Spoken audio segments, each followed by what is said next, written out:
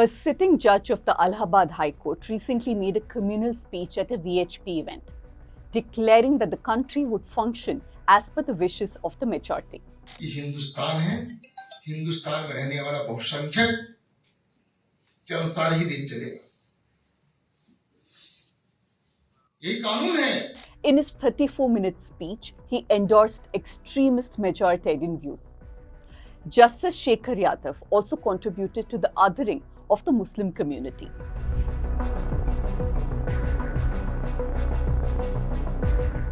The judiciary is often seen as the final safeguard for upholding constitutional values. So this week, let's take a look at why Justice Yadav's remarks are so significant in today's political and social climate.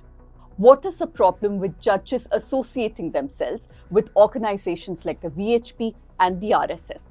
And the larger question of the right wing's hold on the Indian judiciary. Let's break it down.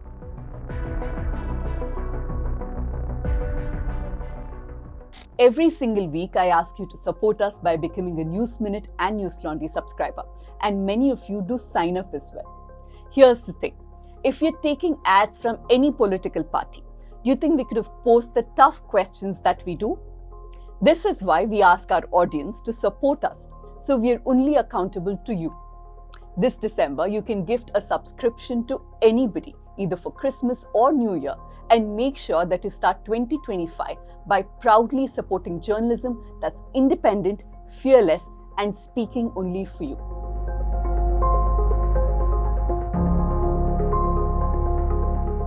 And as always, write to me at pooja@thenewsminute.com with any suggestion for topics that you want me to take up, and also questions and feedback you have for me. Allahabad High Court Judge Justice Shekhar Kumar Yadav spoke at an event organized by the legal cell of the VHP and gave a lecture on the Uniform Civil Code. In his speech, he claimed the country will function according to the wishes of the majority. Justice Yadav also said that his introduction would be incomplete without mentioning the fact that he hails from the land where the Ganges flows, and highlighted the cultural significance of Gai, that is the cow, Ganga, and Gita, that is of course the sacred text. In a deeply controversial statement, he asserted that children should be taught to identify themselves as Hindus first. He also used a word to describe the Muslim community that is perceived as a slur, and made discriminatory comments against Muslim children. Let's start with the fact that a sitting High Court judge attended a VHP event. Now, VHP is an organization often linked with divisive ideologies, and Justice Yadav speaking at the event violates the judicial responsibility to remain impartial and uphold constitutional values, because judicial ethics demands strict neutrality. His endorsement of the majoritarianism directly contradicts India's constitution, which was designed particularly to protect the rights of all citizens, regardless of their religion and community. In his judgments too, Justice Shekhar Yadav has made his politics clear. In September 2021, he denied bail to a man accused of slaughtering a cow, stating that cow should be declared the national animal of India and that protecting cows should be a fundamental right of all Hindus.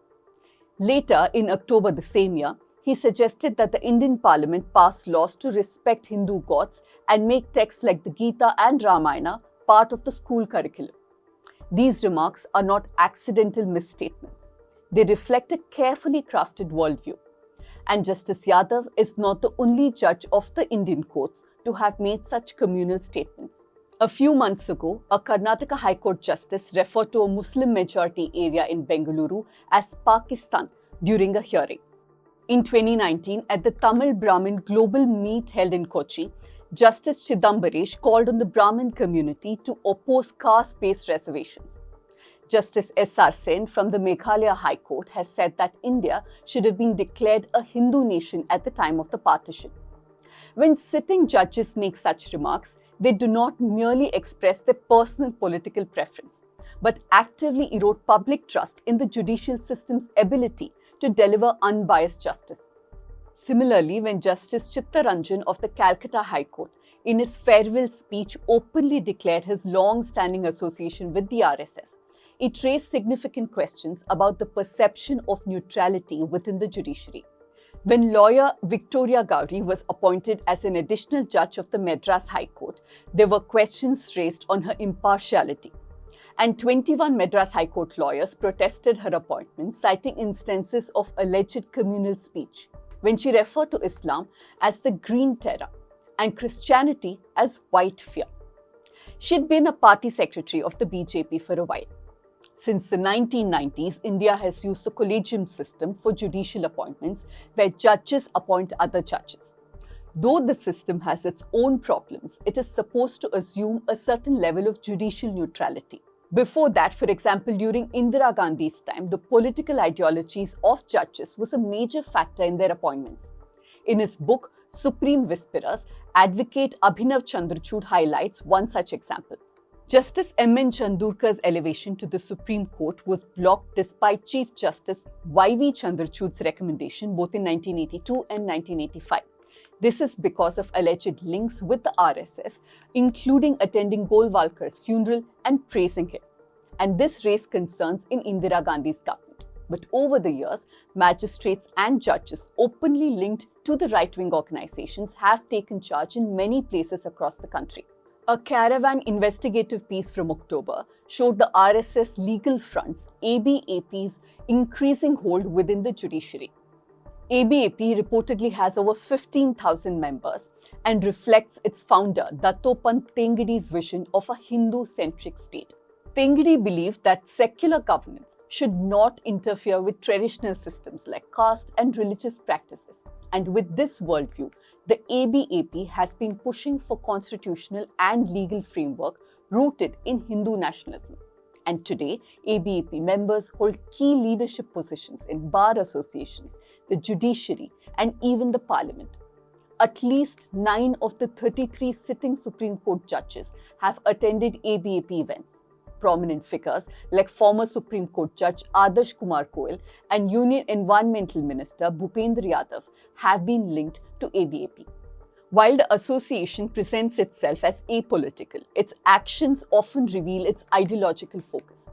One stark example is its involvement during the 2008 Kandhamal violence in Odisha, where Hindutva extremists targeted Christians, destroying churches and homes and displacing over 60,000 people. Almost 100 people were killed in these attacks. And ABAP lawyers quickly mobilized, flooding courts to defend the accused and framing the attack and violence as a reaction to Christian missionary activity. Over time, ABAP has focused on mentoring young lawyers, especially through initiatives like the Nationalist Lawyers Forum in Kolkata. Many of these lawyers have gone on to influential positions, including as judges in the Calcutta High Court. The Caravan piece says that though this is rarely publicized, these affiliations are well understood within the legal circles. Political loyalty in judiciary flies in the face of Bangalore principles of judicial conduct, which emphasizes on the impartiality and independence for judges. It was framed in 2002 under the leadership of the Chief Justice of India, and it is centered around 6 key values that includes independence, impartiality, and integrity. These principles guide judges both in their professional and personal conduct. And the hope is that by adhering to these values, judges reinforce public confidence in legal system. Before I go, I want to urge you to check out the work of my colleague Sudipto Mondal. He's our executive editor. He writes fewer pieces every year, but each one of them are deep, long, and insightful. He also hosts our weekly podcast called What's Your Ism, where every single week he takes a close, deep look at the ism of an intellectual. It could be a journalist, an activist, or anybody else.